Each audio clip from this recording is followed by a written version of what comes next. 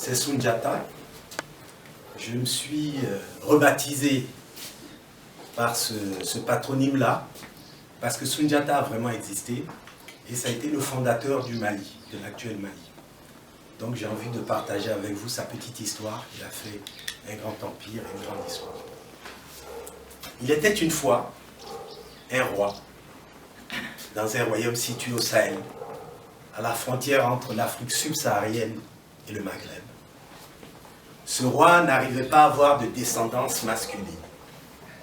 Alors il a décidé un jour d'aller voir tous les marabouts du royaume, tous les magiciens des confins, pour trouver une solution à son problème d'héritage. Ces marabouts et ces anciens lui ont dit, un jour, un chasseur va venir. Ce chasseur aura une fille qu'il a eue avec un buffle, une fille très vilaine. Elle s'appelle Sogolon Kedjou. Sogolon, la femme buffle, parce qu'elle était puissante. C'est Sogolon qui va te donner un enfant. Et cet enfant sera l'héritier du trône. Au début, le roi fut dubitatif. Et comme il croyait à la puissance de ses marabouts et de ses magiciens, lorsqu'est apparu aux confins du royaume ce chasseur avec Sogolon, la femme buffle, il l'a épousé. Et ils ont eu un héritier. Cet héritier, ils l'ont appelé Sundiata. Problème, Sundiata était infirme. Sundiata ne marchait pas. Sundiata rampait.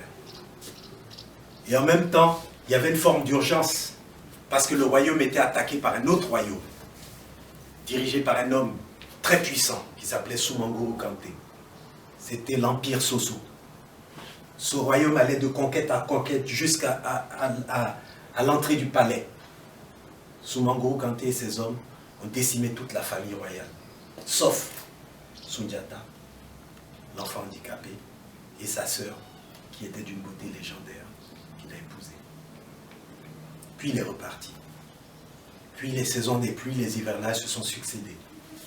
Et un jour, Sundiata a demandé à tous les marabouts, tous les magiciens de l'Empire, de lui forger une barre d'acier, parce qu'il allait se lever. Et qu'en se levant, il allait relever les valeurs de sa famille et de sa civilisation. Alors à ce moment-là, on entendait résonner une mélopée.